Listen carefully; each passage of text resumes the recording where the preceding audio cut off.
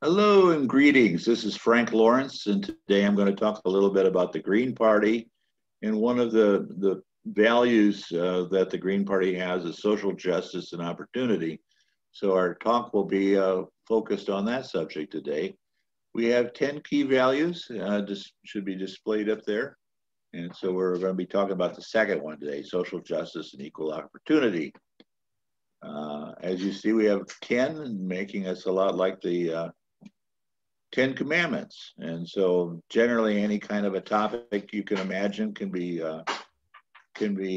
placed into one of these 10 categories fairly easily.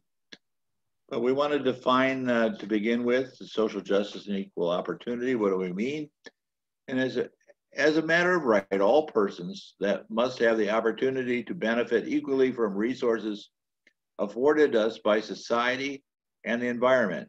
We must consciously confront in ourselves, our organizations, and societies at large any discrimination by race, class, gender, sexual orientation, age, nationality, religion, or physical or mental ability that denies fair treatment and equal justice under the law.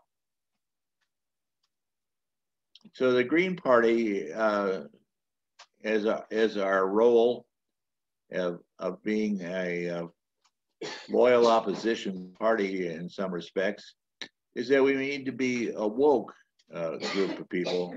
And this is borrowed from the African American vernacular, which means that it's somebody who is aware of their surroundings and aware of what's going on with other people and have empathy and understanding for the problems that other people have. And this is something that requires you to have basically a lifelong continuing education, keeping up with current events and politics, and educating yourself continually on these kinds of issues. And so some of these types of concepts that came out of the Black community are capable of being misappropriated and misunderstood by groups that oppose them. And a couple of examples of that is Black Lives Matter versus All Lives Matter. And we understood the original idea was that if you have a group of people that are being abused, that solving their problems is a priority, and not trying to say, well, everybody has problems. And defund the police is another example of one of the terminologies that came out of Black Lives Matter movement, which basically means that we've funded our policemen over the last 10 or 20 years.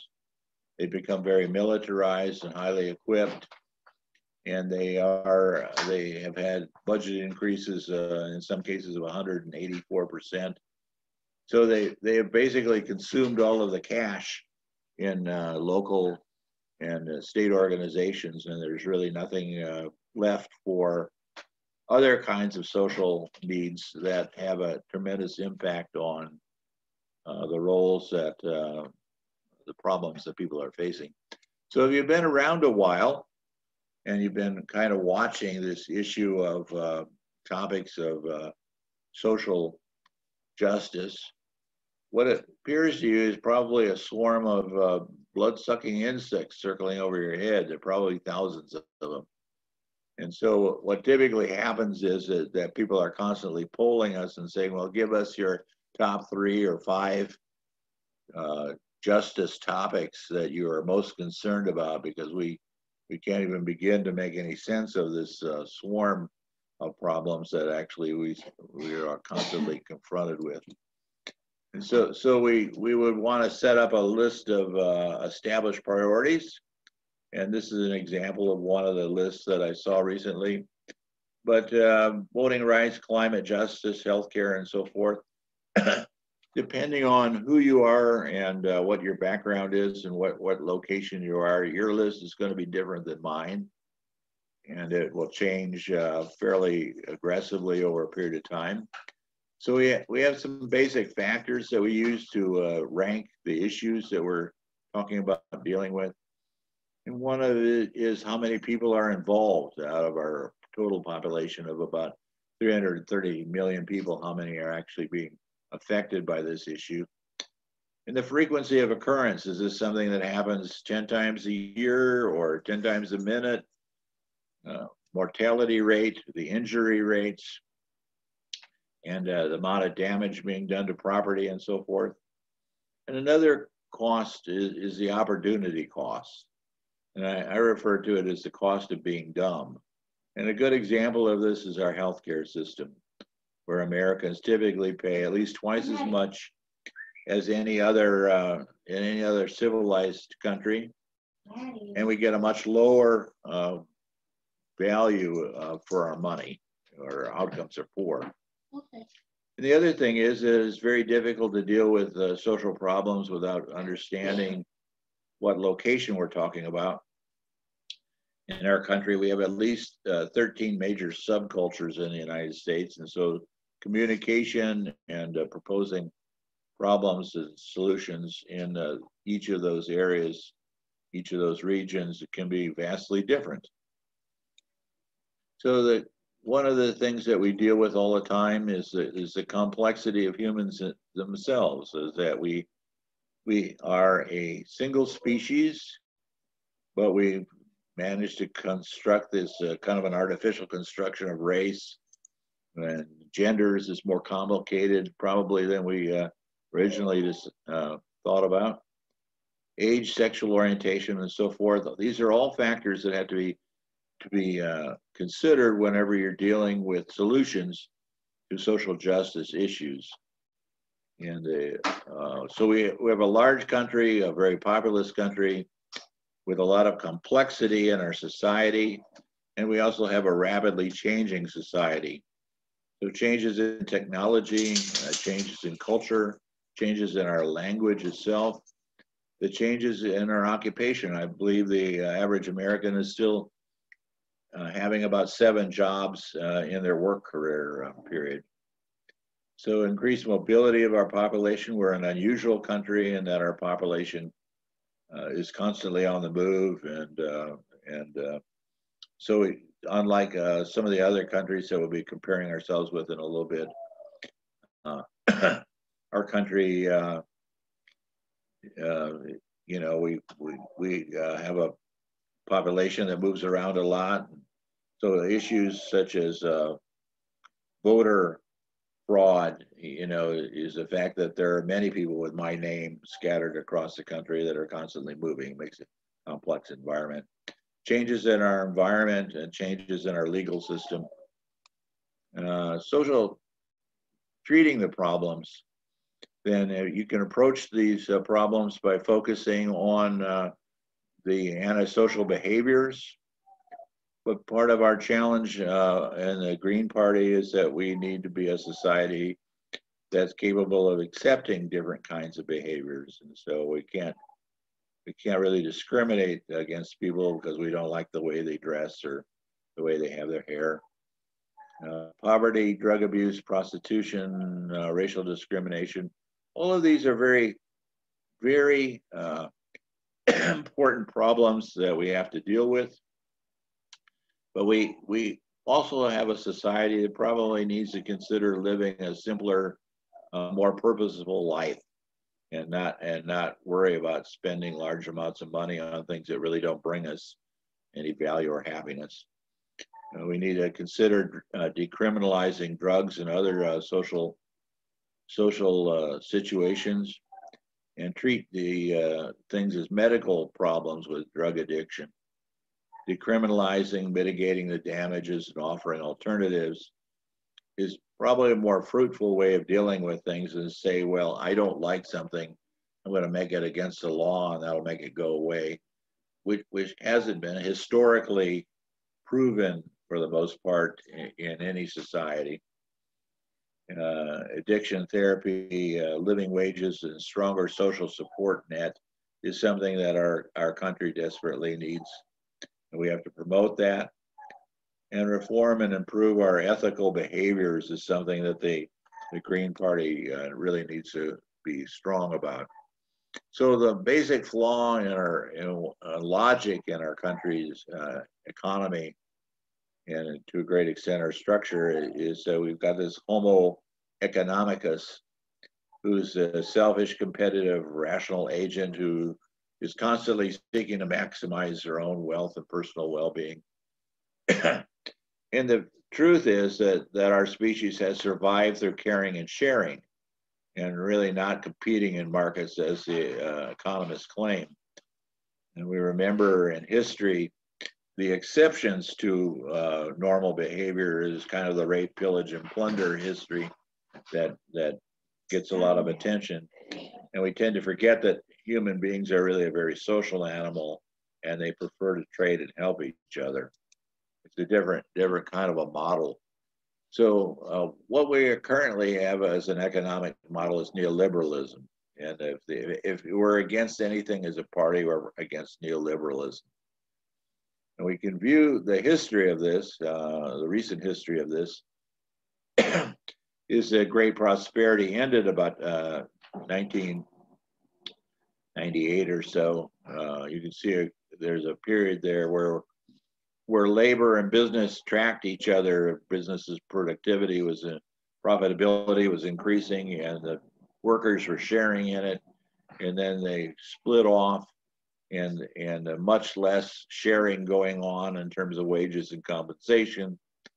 And most of the profits have gone to a very small percentage of the upper class wealthy people. And so we as a Green Party, our basic stances are that we're changing our political decisions, we're ending political corruption, raising wages and benefits, improving healthcare, strengthening our health safety net, improving education, improving our social system. Changing from war to diplomacy is a huge one, and addressing climate changes and protecting our resources and environment. So as we view the thousands of problems that we're having to sort through, some fundamental issues that we come up when we're proposing reform is access. It doesn't do any good to offer people a solution if people actually don't have access to those resources and benefits. And equity is a concept I'll talk a little bit up toward the end of. Equality versus equity is that we want to put some thought into it and make sure that our proposals are targeted to help the people that most need the help, and different people need different things. And so we want to be sure that we have good participation in our programs and that they respect basic human rights. So we as a Green Party are individuals, when we're not trying to elect people to office, should be doing a number of useful social things, spreading the word, listening more to other people, attending rallies, and reclaiming our community, volunteering for basic services and things like that, programs. Support local organizations so we have allies. Adopt a politician. Find politicians where we have an overlap in our values, and we support them, and hopefully they'll vote and support us. And embrace the diversity of our country. And we should be willing to sign pledges about the things that we care about, and we should practice what we preach in our daily life. So the flip side of always looking at things as a problem is that there's also a positive side, and one of the positive sides to running a well-ordered economy and society is that people are happy. Life, liberty, and the pursuit of happiness is one of our basic tenets in our country. And so we want to look at around the world at the best practices that we see in other countries, and what do they do that gives them a better happiness score in their country. Every year the UN grades all the countries in terms of how satisfied people are with the lives that they're living. And it's not always about the money, but there's a host of factors that go into this. And you can see on the left side to show the comparison of the top 20 countries, where you have the democratic socialist countries of Scandinavia almost always having the top spots in the first 10 top spots. In countries in the United States coming 19 out of 20. Well, that's not really horrible, but it could be better, and so we have to learn from these other countries. What are they doing that's benefiting their people and making them happier? So we would look at the factors that the really successful countries have. They have social welfare benefits. So their country, instead of pouring money into $40 billion into the oil industry, or over half of our discretionary funding going into the military, they invest their public dollars in social welfare benefits. They have low levels of corruption. They have a very functional democracy where people have very high voting rates, and people feel that their countries have their best interests in heart and are doing things that the people want. They have a pride and a sense of freedom and independence. They have a very progressive taxation system. They have a more extensive distribution of wealth, and that carries over into their working society, where they have a flatter hierarchy. There are fewer layers of bosses, management, and supervisors. And the difference between a rank and file labor person and a CEO is not that pronounced. Flexible working conditions, taking into account human needs and family needs. There's almost no homelessness in Finland. They made a personal decision many years ago that if you found somebody that needed a home, they'd stick them in their home. And then they have programs that help people lift them up and enable them to eventually buy their home. And gender pay and between males and females is basically equal in Finland. In fact, Finland, it's noted that the males spend more time with the children than the females do. So they have a very flat society. And there we go. Just briefly, I'll go over the equity versus equality versus equity. Equality is kind of the Republican Trump response to the pandemic. Let's take a check of money and throw it at everybody, and kind of quiet them down a little bit. So really, that approach doesn't really take into account that different people need different things, and equity is simply applying more thought to what individual people or groups need and supplying that. If a conservative person looks at this and they say, well, what gives those people the right to watch free baseball? Who promised them that? And if they want to do that, then they should get a job, earn some money, and buy a ticket. And you have to deal with that as Green Party members and respond to those kinds of things. So our two slides, plus the capitalism approach is let's cut all the trees down and make all kinds of boxes, and then everybody has plenty of boxes. Equality, equity, and then the reality that we are faced with in our country is that there is not, some people have all the money and boxes. A few people have some boxes that enable them to see over the fence, but we still have a lot of people that can't even approach the fence. So one of the approaches is to suggest that maybe the fence has to come down. We remove barriers that get in the way of people getting the services that they need. This is a different but currently popular image of an apple tree. Inequality being that apples are not evenly distributed, and so some people have no access to apples. Equality says let's give everybody a ladder, but that doesn't really solve a lot of people's problems. Equity puts a little more thought into it, that maybe some people need a taller ladder. And the justice approach says, is there a way that we can improve the distribution of resources and services to make them available to everybody? So again, different people, different groups of people will make different spending decisions, and they need different things. So that's really the end of the talk, and thank you very much.